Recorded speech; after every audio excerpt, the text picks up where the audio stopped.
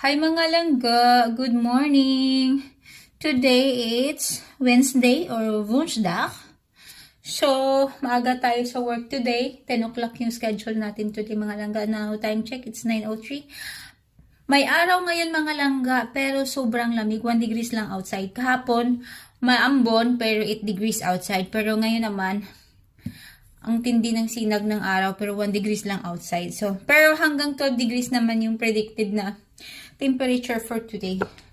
So, yan. Mga langga, share ko lang sa inyo. Sa mga buntis mommies out there, naka-experience ba din kayo ng sobrang pain dito sa backside? Like, kagabi, hindi ako makatulog kasi kahit higa ako sa left side, masakit yung back ko. Tapos, ikot ulit ako sa right side, masakit pa rin yung back ko.